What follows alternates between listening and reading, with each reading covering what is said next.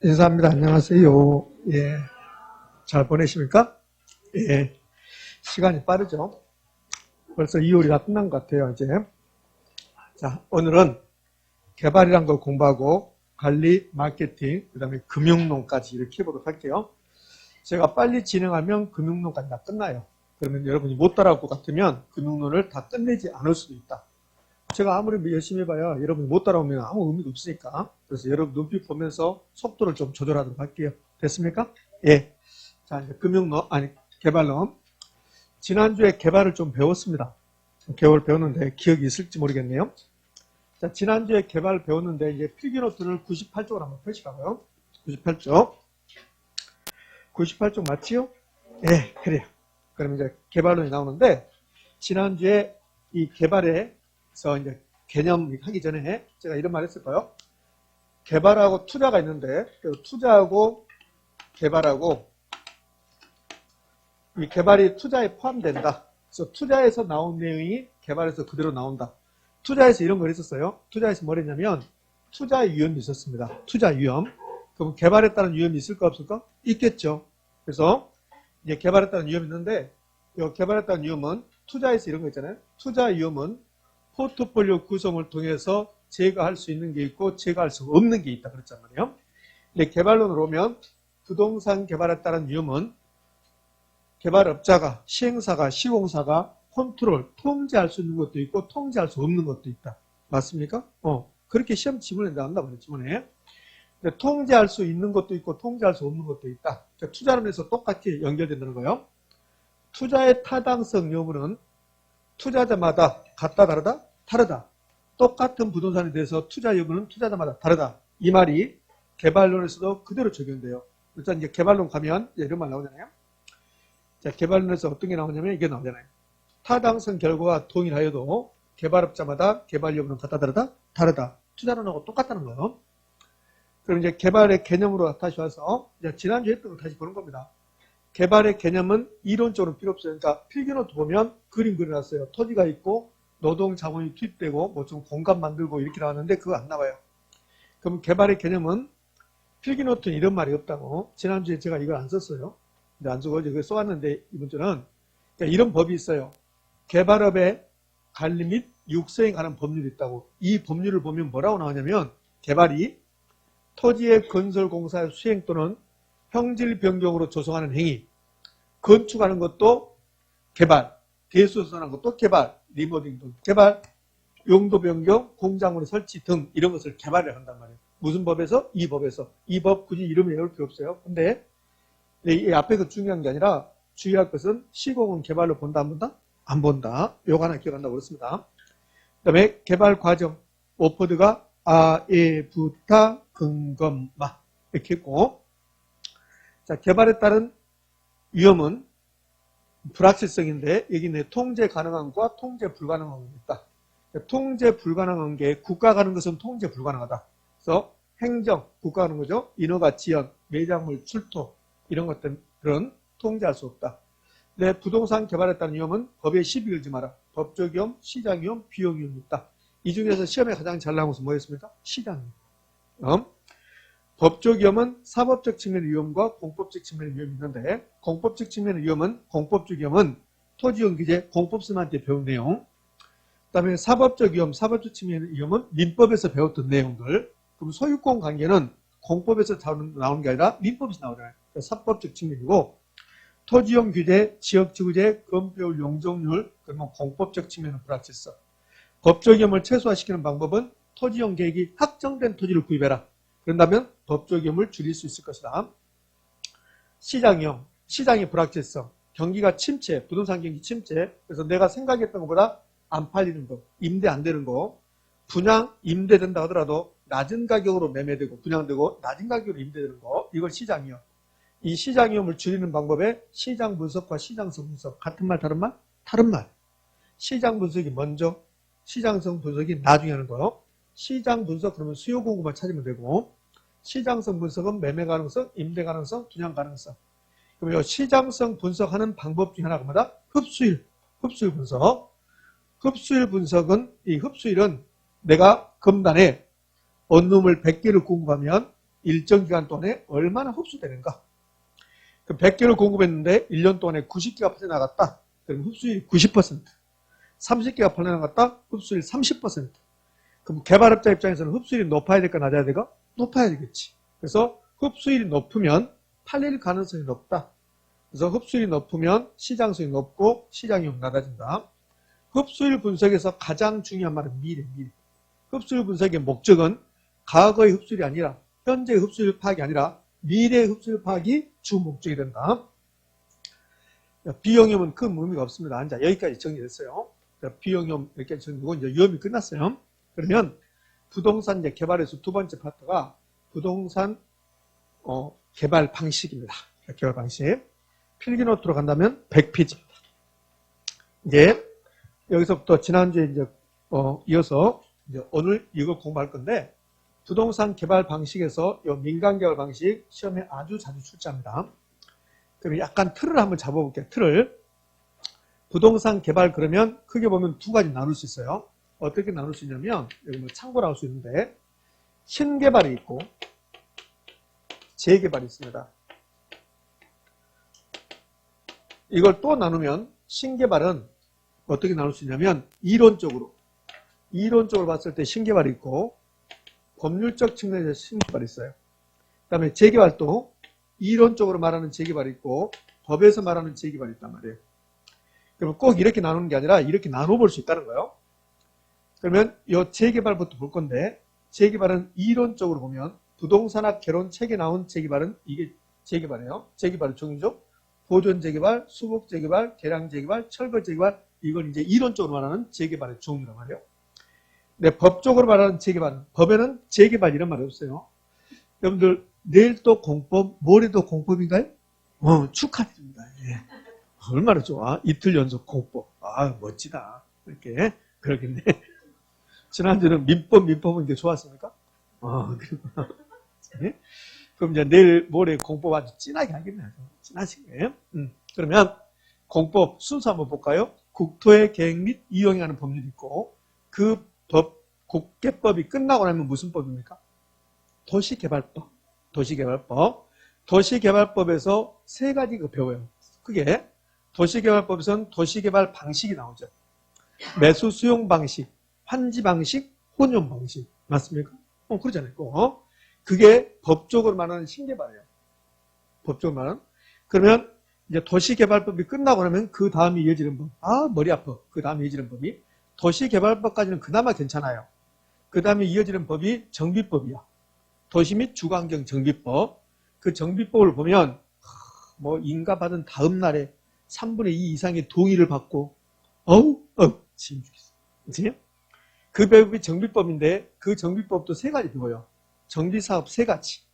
그럼 정비사업 세 가지가 뭐였던가요? 주거환경 개선사업, 재건축사업 또는 있고 재개발사업이 있고 이렇게 세 가지 배운다고 일부러 말 안 해주는 거죠. 여러분들 알면서도 내가 옳게 하는가 틀리게 하는가 보려고. 그러니까 정비법에서 정비사업이 세 개 나오는데 그게 재개발이에요. 그게 재개발.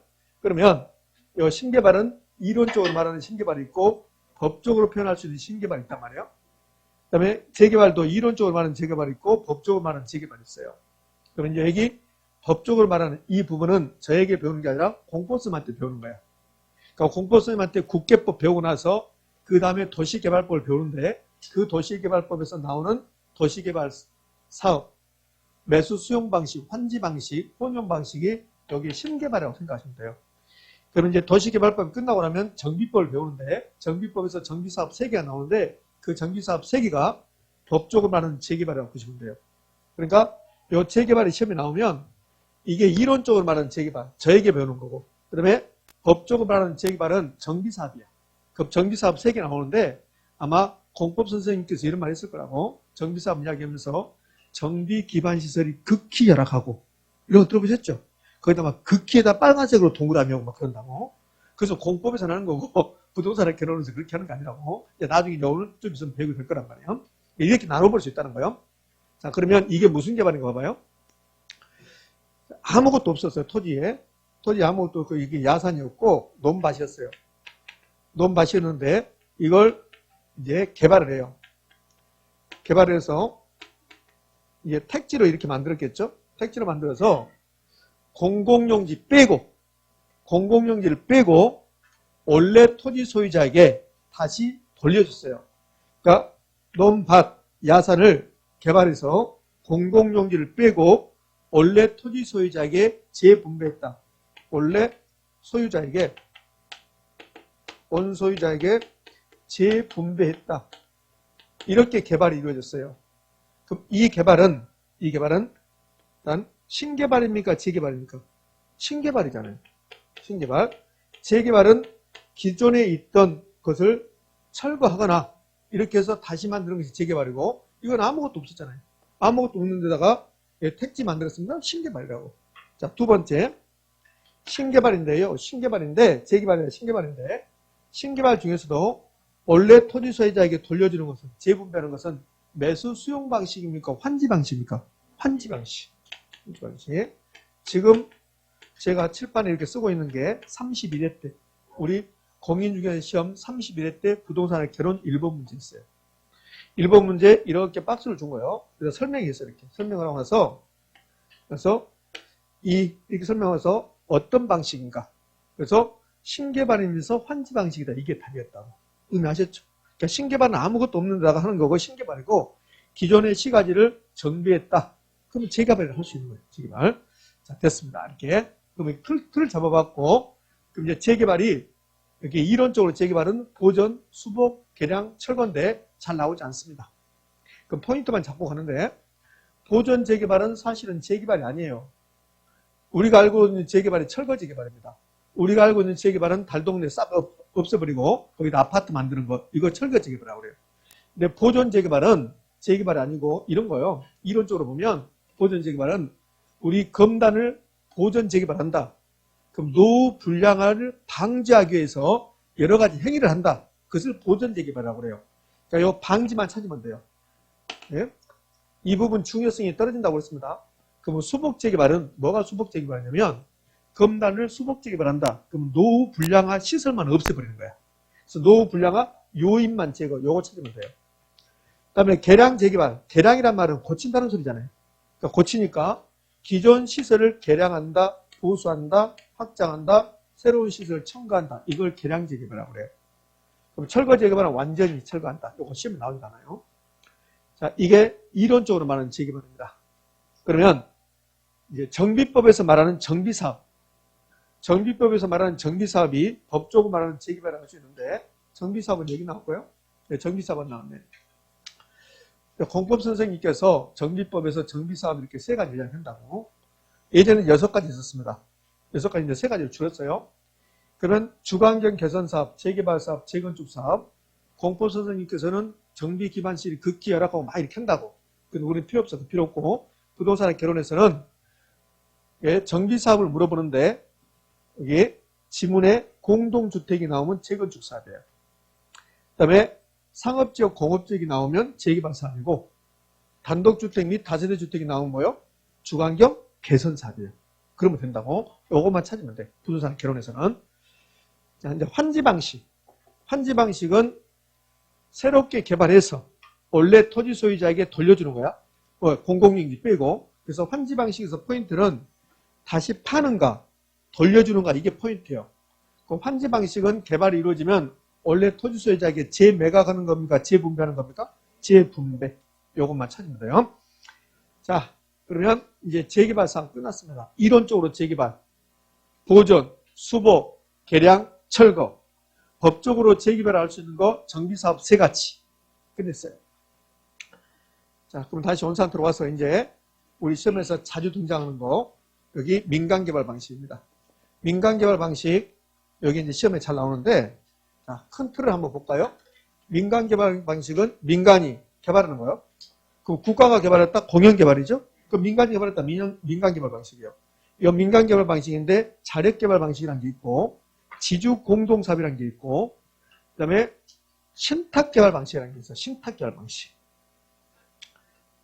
여기 신탁개발 방식이 있고, 그 다음에는 콘소시엄 구성 방식이 있다고, 이렇게. 그러면, 여기 자력개발 방식은 자력 개발 방식. 자기 힘으로 개발한다는 소리야. 토지 소유자가 자기 힘으로 개발한다. 이게 자력 개발 방식이에요.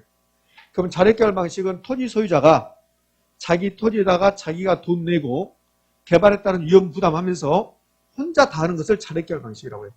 그럼 자력 개발 방식의 가장 큰 문제점은 뭐 같아요? 위험 부담이 커지는 거야. 위험 부담이.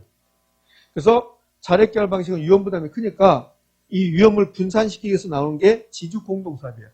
지주 공동사업은 토지 소유자와 개발업자가 공동으로 하겠습니다. 이게 지주 공동사업이에요. 그럼 시험에 이렇게 나온다고. 지주 공동사업이란 토지 소유자와 개발업자가 공동으로 개발함으로써 위험을 분산시키는 효과가 나타난다. OX? 그렇게. 그러니까 위험을 분산시키기 위해서 지주 공동사업이 나오는 거야. 그럼 자력 개발 방식과 지주 공동사업 중에서 토지 소유자가 이익을 많이 가져가는 게 뭘까? 자력 개발 방식. 자력 개발 방식은 토지 소유자 자기가 다 하니까, 혼자 다 하니까 이익도 자기가 다 가져간다는 소리예요. 예? 그럼 지주 공동사업은 토지 소유자와 개발업자 같이 하죠? 같이 하니까 이익도 나눠 가져야 된다. 이런 논리라고. 자, 그러면 이제 논리를 보셨으면 토지 개발을 하면 무엇이 필요한가? 지금 하는 게 포인트예요. 이 개발 방식이 이제 몇 가지 나오는데 그 의미를 알려면 이제 지금 제가 4가지 이야기했는데 이걸 생각하셔야 돼요. 자, 개발하기 위해서는 뭐가 필요하냐면 토지가 필요해요. 토지. 두 번째, 개발하기 위해서 토지만 있으면 개발되는 게 아니죠. 뭐가 있어야 돼? 돈 있어야 된다고? 자, 공사비가 있어야 돼. 공사비. 공사비, 자금. 이 공사비 조달을, 자금 조달을 누가 하는가? 토지는 토지 소유자가 내겠죠? 그럼 공사비 조달을 누가 하는가? 세 번째, 개발할 때 위험이 있습니까? 없습니까? 있죠. 그럼 개발에 따른 위험을, 개발의 위험을 어떻게 할 것인가? 자, 개발 위험을 무릅쓰고 개발이 이루어졌어요. 그럼 개발 이익이 있을 거라고? 이 개발 이익을 어떻게 할 것인가? 이 3가지가 쟁점이에요. 이런 4가지가. 근데 토지는 쟁점이 안 되죠. 왜? 토지는 토지 소유자가 낼 거니까. 그러면 밑에 3가지, 2, 3, 4가 쟁점이라고. 그러면 자력 개발 방식은 토지 소유자가 자기 힘으로 다 하겠다는 소리야. 그럼 자력 개발 방식은 토지 소유자가 토지 내고 돈 대고 개발 위험 다 부담하면서 개발하겠다는 소리야. 그럼 개발 이익은 토지 소유자가 다 가져가야지. 이게 자력 개발 방식이야.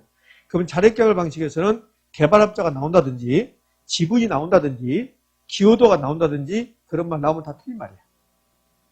되셨죠? 아무것도 아니라고 눈만 크게 뜨면 돼. 눈을 벌써 감았다 떴다 하고 있어요. 그러니까 문제가 되는 거지. 그럼 자력 개발 방식은 토지 소유자가 다 한다면 돼요. 근데 자력 개발 방식의 가장 큰 문제점은 뭐예요? 위험 부담이 크다는 소리예요. 그래서 자력 개발 방식을 하려면 위험 부담이 크니까 그 위험을 관리할 수 있는 능력이 있어야 돼. 그래서 위기 관리 능력이 요구된다 이렇게 표현한다고. 위기 관리 능력 꼭 쓰고 싶어요? 그럼 써 그러면. 꼭 쓰고 싶으면 위기 관리 능력 요구. 이렇게. 별로 안 중요한 것은 막 쓰라고 노력하더라. 근데 중요한 건 또 쓰라고도 안 써버리더라고. 이게 자력 개발 방식이야. 그럼 자력 개발 방식은 가장 큰 단점은 위험 부담이 크다는 거고 가장 큰 장점은 개발이 혼자 다 가져갈 수 있다는 소리예요. 이렇게. 위기 관리 능력이 요구된다. 위기 관리 능력이 요구된다. 자, 그러면 이 자력 개발 방식의 가장 큰 문제점, 위험 부담이 크니까 이 위험을 좀 분산시켜보자. 그래서 나온 게 지주공동사업이야. 그럼 지주공동사업은 토지 소유자와 개발업자 같이 하겠다는 소리예요. 이 지주공동사업에 공사비 대물 변제행위라는 게 있고 그 다음에 공사비 분양금 정산형이라는 게 있어요. 이 공사비 분양금 정산형을 공사비 분양금 지급형이다 이렇게도 불러요. 그리고 사업 위탁 방식 또는 사업 수탁 방식이 있는 거야. 또 있어. 투자자 모집형. 그러니까 지주 공동사업에는 그 속에 여러 가지 방법이 있다는 소리야. 그럼 지주 공동사업은 기본적으로 토지 소유자와 개발업자가 나오는 거야. 그게 지주 공동사업이니까. 그런데 지주 공동사업 중에서 여기 공사비 대물 변제형 요거는 이렇게 하자는 소리야. 어떻게 하냐면 토지 소유자가 토지를 대게. 토지 제공. 개발업자는 돈을 대는 거야. 그러면 토지 소유자가 이제 토지를 낼 건데 토지 소유자가 이렇게 토지를 제공했어요. 토지가 얼마냐면 200억이에요. 개발업자가 돈을 내. 개발업자가 공사비를 내는데 100억을 냈다고. 그래서 공사가 이루어지면 이 토지에 건물이 이렇게 지어진다고. 이렇게. 그러면 공사비 대물 변경은 토지 소유자 200억 내고 개발업자가 100억 낸 거야. 그럼 총 토지 가격과 공사비가 해서 300억이 들어간 거야. 여기서 지분이 생긴다고 그래. 그럼 총 300억 중에서 토지 소유자 지분이 2야, 2. 개발업자 지분이 몇이고? 1. 그래서 지분 기여도가 생기는 거야. 그러면 이 자력계열 방식에서는 지분 기여도란 말이 있을까 없을까? 없어. 뭔가 자력계열 방식에서 설명이 나오는데 지분 기여도란 말 나오면 무조건 틀린 지분이 되어버린다고 이렇게. 그럼 이제 지분 기여도에 따라서 여기 이름 봐봐요. 공사비 대물 변제형. 그러면 토지 소유자가 개발업자에게 공사비를 줘야 돼요. 공사비를. 그러면 이 토지 소유자가 개발업자에게 공사비만 줘버리면 이 전체가 토지 소유자께 드는 거야. 근데 공사비를 주는데 공사비를 물건으로 준대. 대물로 변제해 준대. 그럼 어떻게 했냐면 요 지금 토지 건물이 개발했다는 이익이라고. 요 개발했던 이익을 3등분해 이렇게 3등분. 왜 3등분 할까? 전체가 300억이니까. 3등분. 3등분해서 토지 소유자의 지분이 2고 개발업자의 지분이 1이니까 토지 소유자가 요 두 개를 갖고 개발업자에게 요 하나를 주는 거예요. 그러면 토지 소유자가 개발업자에게 공사비를 현금으로 줬습니까? 물건으로 줬습니까? 물건. 이걸 공사비 대물 변제형으로 본다. 그러면 공사비 대물 변경은 토지 소유자가 토지되고 개발업자가 자금을 조달하여 개발이 이루어지면 지분 기여도에 따라서 그래서 개발이익을 공유하는 것. 이걸 공사비 대물 변제형 이렇게 부른다고. 의미하셨습니까? 그러면 지분이란 말, 기여도란 말 나온다는 거. 지분, 기여도란 말 나오고 이건 좀 이따 이제 볼 거예요. 수수료 문제라는 것 좀 이따 보도록 할게요. 그래서 이익을, 개발이익을 지분에 따라서 공유하거나 배분하는 형태. 이걸 공사비 대물 변경이다 이렇게 해요. 자, 그러면 이걸 이렇게 하면요. 이름을 어떻게 붙이고 봐봐요. 이를 이렇게 개발이 이루어지면 이걸 물건으로 주지 말고 팔자. 그래서 분양해서 분양금이 나오면 그걸로 주자. 이게 분양금 정산형이에요. 그러니까 공사비 대물 변경하고 이 공사비 분양금 정산형은 똑같아요. 똑같은데 방식은 똑같은데 공사비 대물 변경은 개발업자에게 토지 소유자가 물건을 주는 거고 그다음에 공사비 대물 변경은 이걸 분양해서 돈으로 주는 거고 공사비를 분양금으로 정산하겠다. 분양금을 지급하겠다는 소리예요. 이건 잘 나오지 않아요. 자, 이제 사업 위탁 방식, 사업 수탁 방식이 있어요. 이 사업 위탁 방식하고 사업 수탁 방식이 똑같은 이름이요. 토지 소유자하고 개발업자가 나와요. 그럼 토지 소유자가 개발업자에게 사업을 맡겨요. 맡기는 것을 위탁한다고 그래요. 그러면 사업 위탁 방식이라고 할 수 있고 개발업자는 토지 소유자에게 사업을 맡아요. 수탁했다는 소리죠. 그러니까 수탁 방식이라고 할 수 있죠. 그러니까 사업 위탁 방식이라도 부르기도 하고 사업 수탁 방식이라고 부르기도 한다고. 의미하셨습니까? 그러면 여기 사업 위탁 방식 한번 봐봐요. 아까 공사비 대물 변경은 어떻게 다른가 봐봐요. 공사비 대물 변경은 토지 소유자가 토지되고 개발업자가 돈을 냈다고. 근데 사업 위탁 방식은 토지 소유자가 토지되고 자금도 토지 소유자가 되는 거야. 아까 공사비 대물 변경에서는 개발업자가 돈 냈다고. 그래서 지분이 나온 거라고. 근데 사업 위탁 방식은 토지 소유자가 토지되고 돈도 대주는 거야. 그럼 개발업자는 돈 가지고 두는 게 없죠. 그럼 지분이 있을까 없을까? 없어. 그러니까 사업 위탁 방식에서 지분이란 말 나오면 무조건 틀린 말이 되는 거야. 지분이 나와야만이 개발이익을 공유하는 거야. 지분이 나와야만이. 근데 지분이 없으니까 개발이익을 공유한단 말이 성립한다, 성립하지 않는다. 성립하지 않는 거라고. 그러면 사업 위탁 방식은 토지 소유자가 토지되고 자금 조달해서 토지 소유자 이름으로 사업이 이루어지는 거야. 사업 주체가 토지 소유자야. 그럼 봐요. 토지 소유자가 토지됐고 돈도 됐고 그러면 개발이익은 누가 다 가져가야 돼? 토지 소유자가 다 가져가지. 개발이익은 토지 소유자가 다 가져가는 거야. 다만 요 개발업자는 사업만 해줘. 그냥 공사만 이렇게 가서 건설만 해준다고. 그래서 개발업자는 사업에 따른 수수료 이게 인건비라고 생각하시면 돼. 요거 받아가는 거야. 요걸 사업 위탁 방식, 사업 수탁 방식을 사업만 맡긴다. 사업만. 그러면 사업 위탁 방식, 사업 수탁 방식에서는 수수료라는 문제가 나오는데, 요 말이 나오는데, 아까 공사비 대물 변경에서는 수수료라는 문제가 안 나온단 말이에요. 공사비 대물 변경 볼까요? 공사비 대물 변경에서는 수수료라는 문제가 발생하지 않는다. 이렇게. 그러니까 수수료란 말이 나온 것은 사위탁 방식, 사수탁 방식이다. 자, 이제 신탁 개발 방식으로 갈게요. 신탁 개발 방식. 신탁 개발 방식하고 요 사업 위탁 방식하고 뭔가 좀 비슷한 것 같아요. 왜? 탁자가 들어갔고, 탁자. 근데 전혀 달라요. 꼭 비슷한 게 느껴집니다. 근데 전혀 다르다는 거. 사업 위탁 방식은 지주 공동사업이에요. 신탁 개발 방식은 지주 공동사업이 아니에요. 그러니까 전혀 다르다고. 그러면 신탁 개발 방식하고 사업 위탁 방식이 이름이 비슷해서 두 개를 묶어서 시험에 가끔씩 출제해요. 자, 그러면 신탁 개발 방식 이제 설명해 볼게요. 여기 토지 소유자가 있어요. 그 다음에 신탁회사가 있습니다. 그러면 지금부터 하는 게 무슨 방법이 봐봐요? 토지 소유자가 자기 토지다 자기가 돈 대고 개발한다. 무슨 개발이에요? 자력개발 방식이에요. 자력개발 방식. 토지 소유자하고 개발업자가 있는데 토지 소유자가 토지 대고 개발업자가 돈 냈다. 그러면 공사비 대물 변제형 아니면 공사비 분양금 정산형이에요. 토지 소유자가 토지 대고 돈도 대고 개발업자에게 개발만 맡겨줬다. 그래서 뭐예요? 사수탁 방식, 사위탁 방식 이렇게 부르는 거예요. 그러면 신탁 개발 방식은 이 토지 소유자가 토지를 50만 평 가지고 있는데 50만 평. 그 50만 평을 가지고 있는데 이 50만 평을 자기가 개발한 게 아니라 신탁회사에 맡겨요. 신탁한다고 신탁. 그러면 신탁이 등기원이 돼서 토지 소유권이 신탁회사에 넘어가요. 토지 소유권이면 신탁 개발 방식에서 가장 중요한 말이 이 말이에요. 토지 소유권 이전 요거. 근데 이게 형식적으로 토지 소유권 이전된다고 해요. 이 신탁 기간이 10년이다. 그럼 10년 동안만 토지 소유권이 신탁회사에 넘어가는 거야. 그럼 등기부에 신탁이라고 써있잖아요.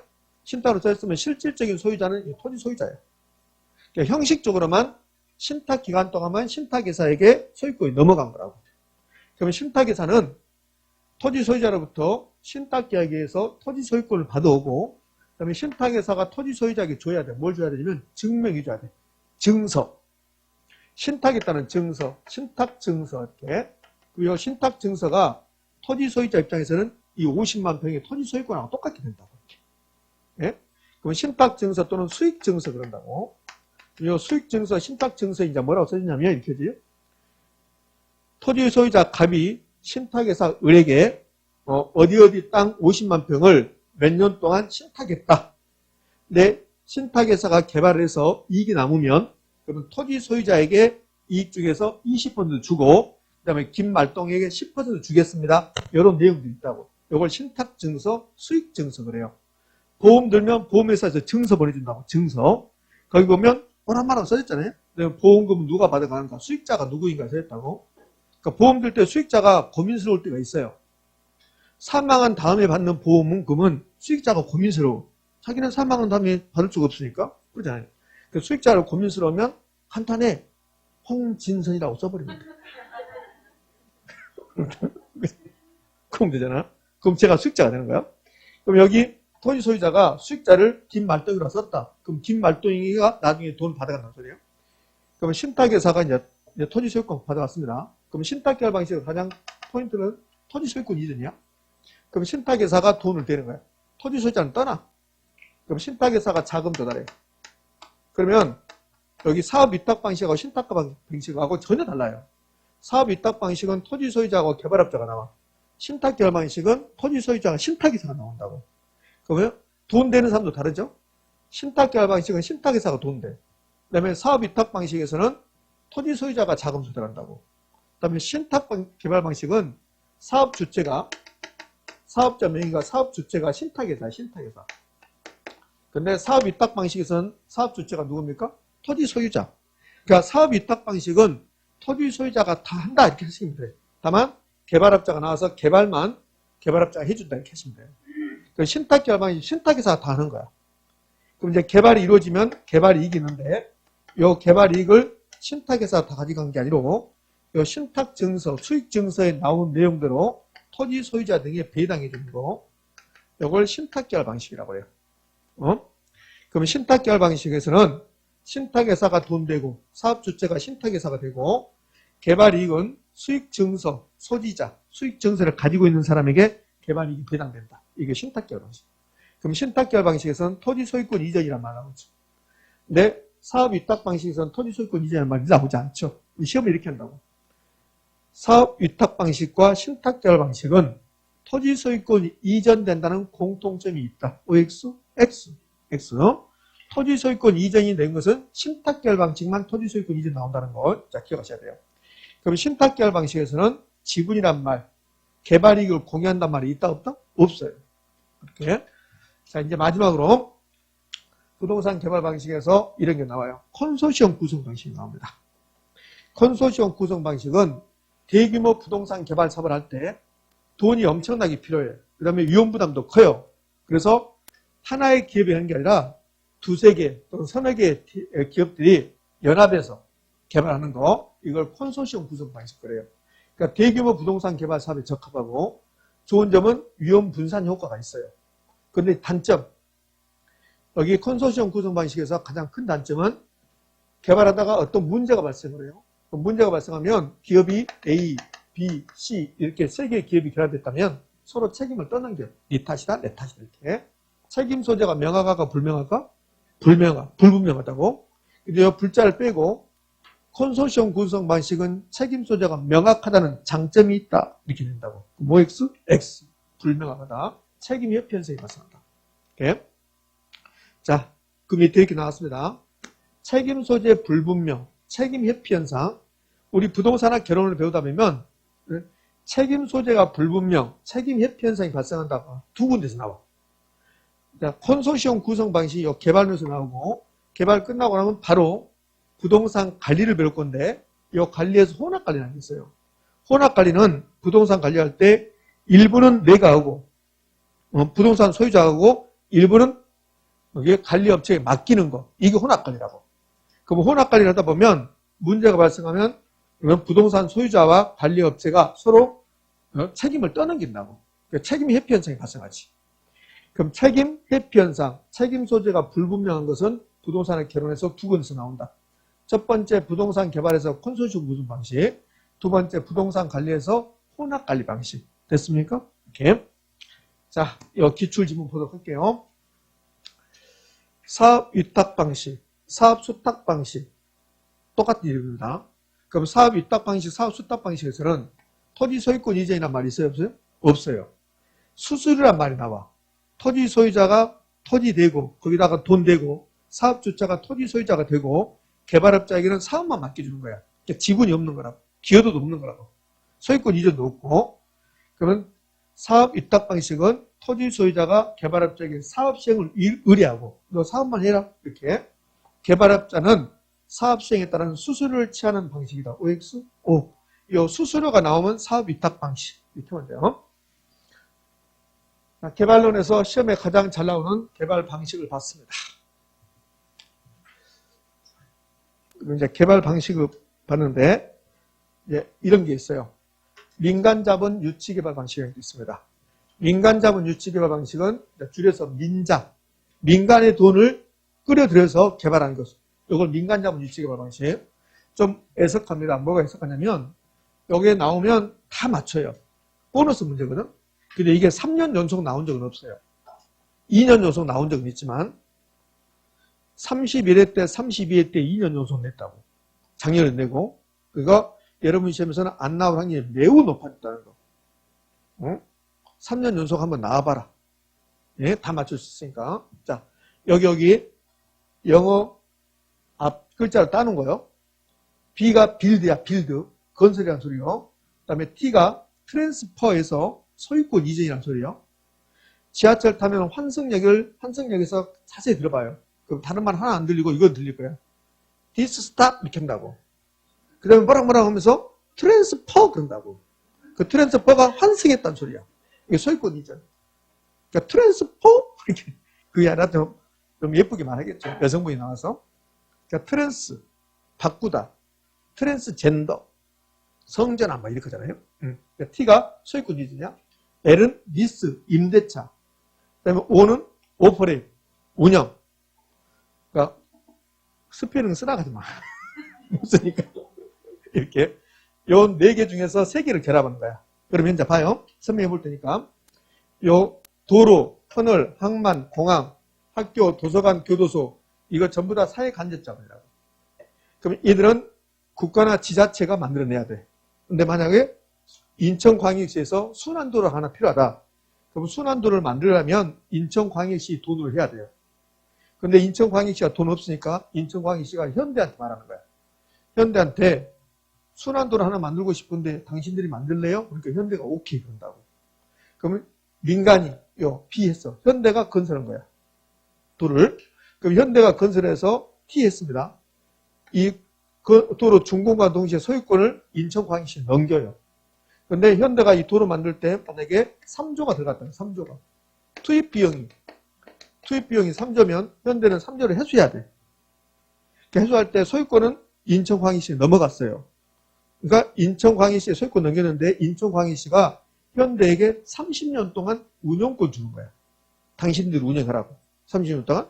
그래서 현대가 운영을 해요. 그것을 오퍼레이트 한다고. 이렇게.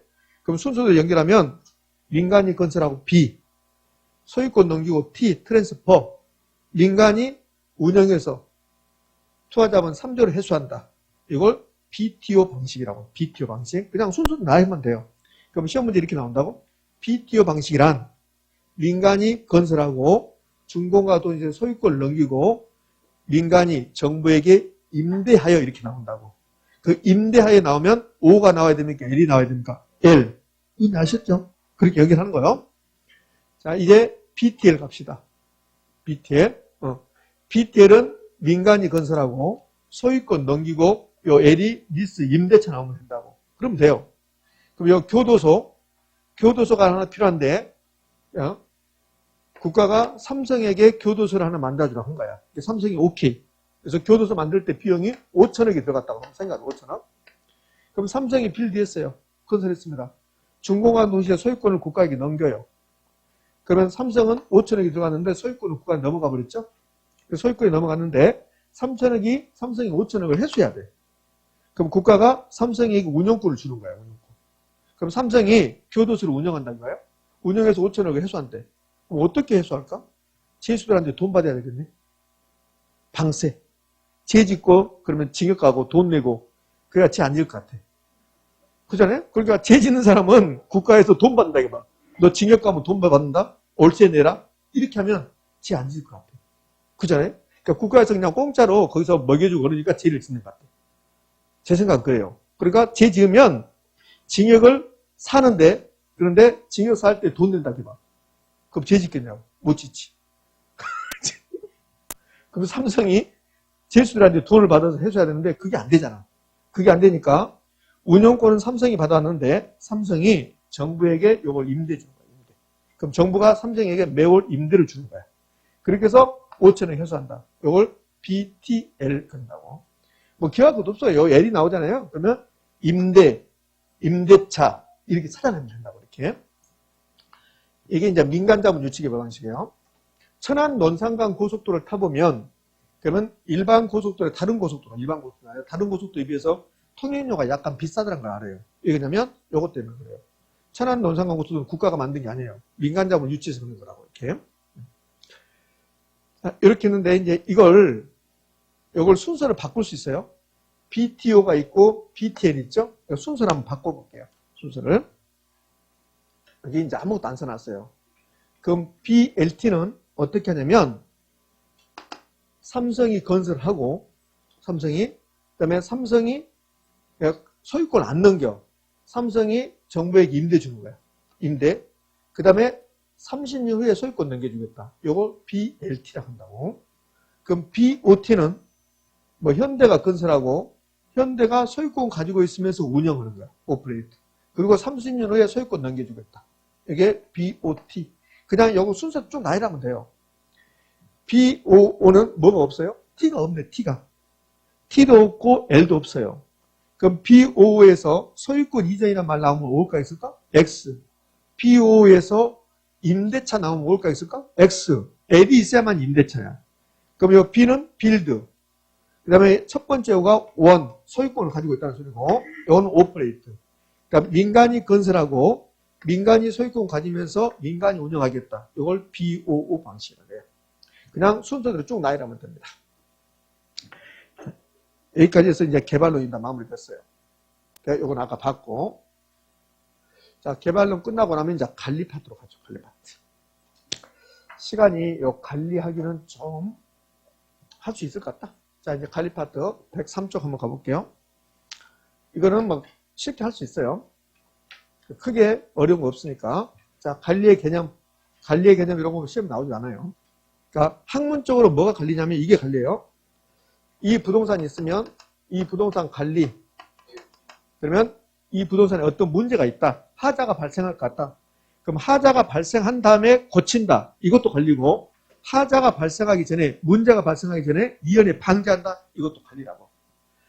여러분들 우리 뭐 약 먹고 그러잖아요. 약 먹고 칼슘에 풍부한 약도 먹고 막 그러잖아요. 그럼 나중에 미연에 방지하는 거야. 뭐 골다공증에 방지한다. 그런 것들이 다 관리입니다. 그러면은 얼굴에 팩트하고 이것도 다 관리예요. 그런 것이 이제 사람으로 관리듯이. 그러니까 부동산 관리도 이 부동산에 어떤 하자가 발생하기 전에 하자가 발생할 걸 대비해서 예방하거나 하자가 발생했다, 흠이 발생했다고 고친다. 이게 관리예요. 근데 이제 학문적으로 접근하면 이 부동산 관리는 이 부동산을 취득하고, 그러니까 취득했으면 그냥 가지고 있는 게 아니라 내가 이용하죠. 이용하고 고장났으면 좀 고치고 개량하고 보존하고 이거 유지활동. 그리고 나서 일정 기간 후에 팔아요. 그러니까 취득해서 보존할 때, 보유할 때, 가지고 있을 때 이런 거 하는 거죠. 이런 거. 그리고 나서 일정 기간에 판다고, 처분한다고. 그러면 학문적으로 뭐가 관리냐면 여기까지를 관리라고 해요. 취득부터 해서 처분 앞까지 이것을 관리라고 합니다. 그럼 처분은 관리에 포함된다, 포함되지 않는다, 포함되지 않는다. 여기 예전에 2번 나왔어요. 처분이 관리냐, 관리가 아니냐, 관리가 아니란 거예요. 오늘 또 언급했고 지난주도 언급했지만 부동산 개발업의 관리 및 육성에 관한 법률에서는 시공은 개발이다, 아니다? 아니다. 그렇듯이 이 처분도 관리에 포함되지 않는다. 자, 이제 관리에서는 크게 보면 오늘 배울 것은 3가지 배울 거예요. 또 다른 것도 있지만 오늘은 3가지. 부동산 관리 영역에서 자산관리와 시설관리인데 요거 구별하는 거. 요 구별한 거, 한 7, 8년 전에 아주 단골 손님으로 나왔어요. 요즘은 좀 뜸합니다. 이게 하나 있고. 그 다음에 예전에 아주 잘 나왔던 게 부동산 관리도 복합 개념으로 이루어지는 거야. 법경기. 그러면 기술적 개념의 관리, 그 다음에 경제적 관리, 법률적 관리가 무엇인가. 예전에 자주 물어보다가 요즘은 잘 안 물어봐요. 그럼 요즘 잘 물어보는 게 이거야. 관리 방식. 내가 다 한다, 자기 관리. 관리업체에게 맡긴다, 위탁 관리. 일부는 내가 하고 일부는 맡긴다, 혼합 관리. 요즘은 요거 잘 내죠, 관리 방식을. 자, 그러면 이제 다시 앞으로 와서 이게 부동산 관리 영역에서 자산 관리와 시설 관리가 있는데, 이제 기본적으로 뭘 생각하셔야 되냐면 아파트 관리 사무소 하는 거 있죠. 아파트 관리 사무소 하는 게 시설 관리예요. 아파트 관리 사무소에서 여러분 아파트 와가지고 파세요. 지금 파세요. 요거 리모델링 하세요. 이런 말 안 한다는 소리예요. 그러니까 아파트 관리 사무소에서는 그 아파트와 관련된 시설물, 설비, 이거 하는 거, 이걸 시설 관리라고 그래요. 그럼 아파트 관리 사무소에서 방범, 방제, 청소 이런 거 합니까 안 합니까? 하잖아요. 아파트 관리 사무소에서 뭐 세콘 같은 거 점검하고 그다음에 방범, 청소 뭐 이런 거 한단 말이에요. 그걸 시설 관리라고 한단 말이에요. 그러니까 시설 관리 외우지 말고 아파트 관리 사무소에서 하는 거 이렇게 생각하면 돼요. 그러면 시설 관리는 부동산 소유자 및 시설 이용자. 그럼 아파트라면 시설 이용자가 입주민들이잖아요. 그러면 상가 건물이라면 시설 이용자는 거기 상가에 들어온 세입자, 임차인들 되겠죠? 이 사람들이 여기에 부응하는 부동산 시설에 대한 관리. 부동산 설비에 관한 운전. 그러면 아파트 설비가 가장 대표적인 게 엘리베이터야. 보일러실 이런 것들. 이런 설비를 운전하고 보수하고 그다음에 비효율적으로 뭐 에너지가 빠져나가지 않게 관리하는 거, 청소하고 방범, 방제, 위생 관리 이런 것을 시설 관리라고 해요. 외우면 안 돼. 외우면 안 되고 요 에너지 관리가 시설 관리라는 것도 하나 기억하시고 나머지는 기억할 필요 없어요. 시설 관리 그러면 아파트 관리 사무소 하는 것 이렇게 하면 끝난다. 그러면 자산 관리가 뭐냐면 이제 봐요. 요게 30층짜리 상가 건물입니다. 그럼 30층짜리 상가 건물이 유지되려면 시설물이 여러 개 있다고. 엘리베이터, 보일러실, 냉난방 관련 시설, 뭐 공조 시설 여러 개 있다고. 요 뭐 만약에 주차 타워가 있다. 그럼 주차 타워 관련된 시설, 이런 시설들을 관리하는 게 시설 관리야.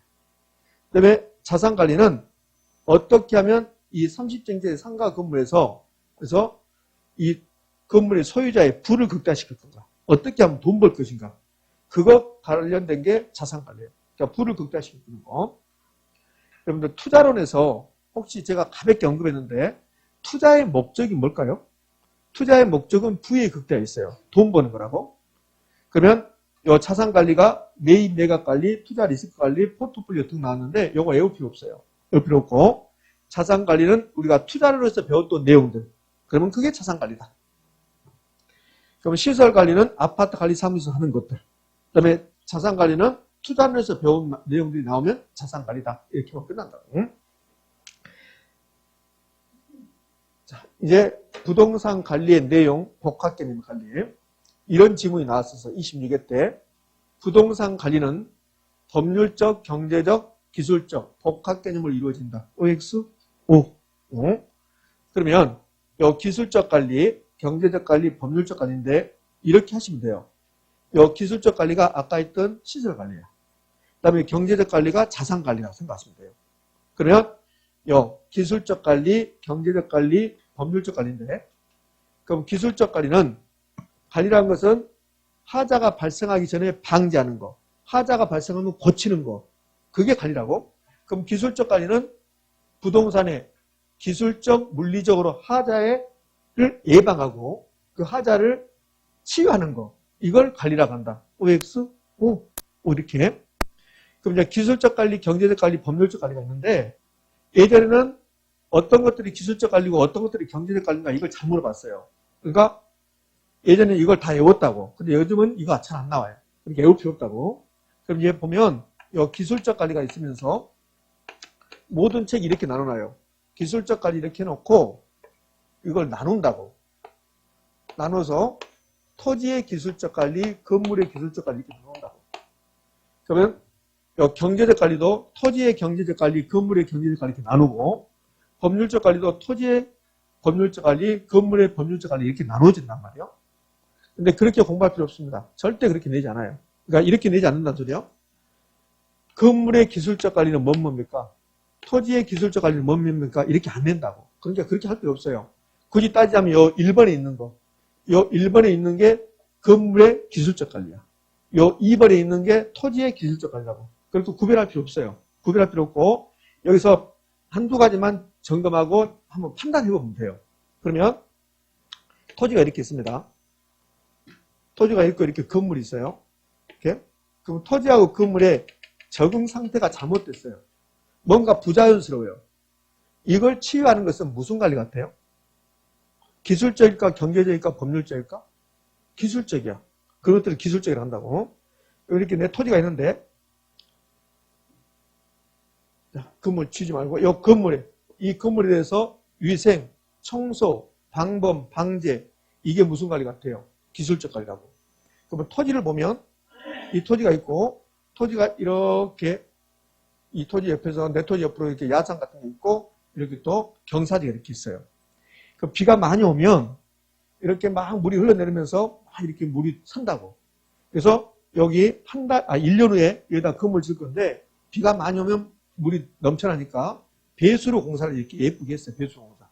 그 배수로 공사는 물이 넘쳐나는 것을 미연에 방지했다고. 그 배수로 공사한 것은 무슨 관리가 같아요?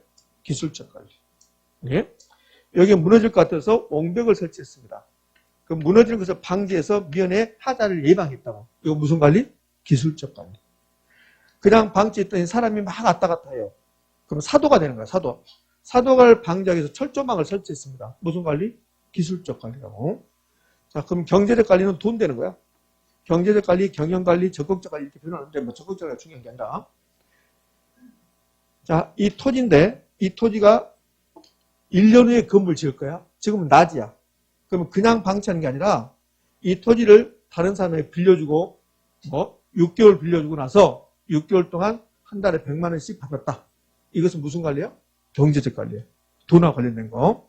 그러면 나지를 만약에 임시 주차장 부지로 빌려주고 돈 받았다. 그게 경제적 관리. 나지를 다른 사람들에게 뭐 자재 하치장으로 빌려줬다. 그 돈 받았다. 그것을 경제적 관리라고 해요.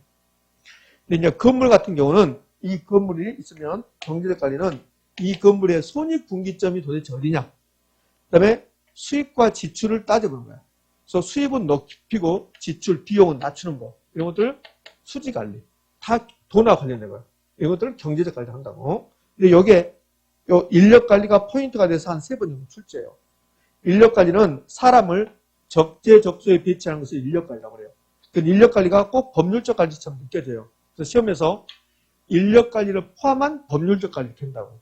그럼 인력관리를 포함한 법률적 관리, 그럼 뭘까 있을까? X예요. 인력관리는 사람을 적재적소에 배치함으로써 비용을 다운시키는 거야.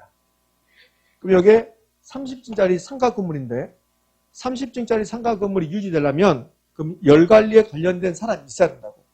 그럼 제가 열관리에 관련된 전문가인데 저를 이 관리업체에서 유리창 청소를 시켜.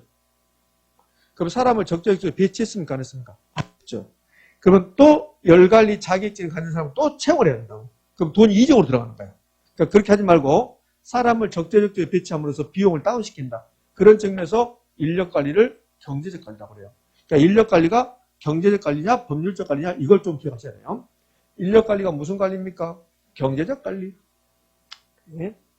자, 이제 법률적 관리요. 법률적 관리는 어떤 건물에 세입자가 있는데 그 세입자들하고 계약하고 그다음에 예약하고 어떤 권리관계 있으면 조정하고 다 법률하고 관련된 내용이 나오면 그것을 법률적 관리다 이렇게 표현합니다. 좀 시간이 오버된 것 같은데 이거 하다가 멈춰보면 안 되니까 여기까지 할게요. 관리 방식입니다. 여기 요즘 잘 나오는데 공부할 거 하나도 없어요. 관리 방식은 자기관리, 위탁관리, 혼합관리인데 이거 외우는 게 아니에요. 생각하면 너무나 당연해요. 이 부동산 관리할 때 기술적 관리가 있고 경제적 관리가 있고 법률적 관리가 있어요. 그럼 이 세 개를 전부 다 4개 한다. 그것을 자기관리라고 그래요. 자기관리, 직접관리, 자치관리. 이 세 개 전부 다 관리업체, 전문적인 관리업체에 맡겼다. 위탁관리라고 그래요. 다른 말로 외주관리. 그러면 경제적 관리하고 법률적 관리는 내가 하고 기술적 관리, 청소하는 것들 이것을 맡겼다. 이 혼합관리야. 그럼 혼합관리는 자기관리, 위탁관리 2개를 짬뽕시키는 거라고. 이걸 혼합관리라고 해요. 그럼 혼합관리에서는 이것만 찾으면 돼요. 아까 우리 콘소시엄 구성 방식을 공부할 때 콘소시엄 구성 방식은 책임 소재가 명확, 불명확? 불명확. 그럼 책임 소재가 불명한 게 2개 나온다고 했잖아요. 콘소시엄 구성 방식하고 혼합관리 방식. 이렇게. 혼합관리 방식은 자기관리와 위탁관리 2개를 짬뽕시켜 놓으니까 자기관리 장점과 위탁관리 장점만 도출되면 좋은데 그렇지 않고 단점만 나올 수 있다는 소리야. 2개 단점만. 그리고 책임 소재가 명확, 불명확? 불명확, 불분명하더라고요. 자, 이제 질문합니다. 이 3가지 방식이 있는데 이 3가지 방식 중에서 가장 현대적인 방식은 뭘 같아요? 꼭 그렇게 대답할 줄 알았어요. 그래서 물어본 거야. 혼합관리가 가장 밑에 있으니까 꼭 가장 현대적인 것 같아요. 혼합관리가 아니라 위탁관리가 가장 현대적인 거야. 옛날에는 다 자기가 했다고. 자기관리 하다가 그 다음에 위탁관리 가기 전에 혼합관리가 가도기적인 나온다고. 가도기적. 혼합관리는 가도기적인 방법이야. 자기관리에서 위탁관리로 가는 과도기에 있는 게 혼합관리라고.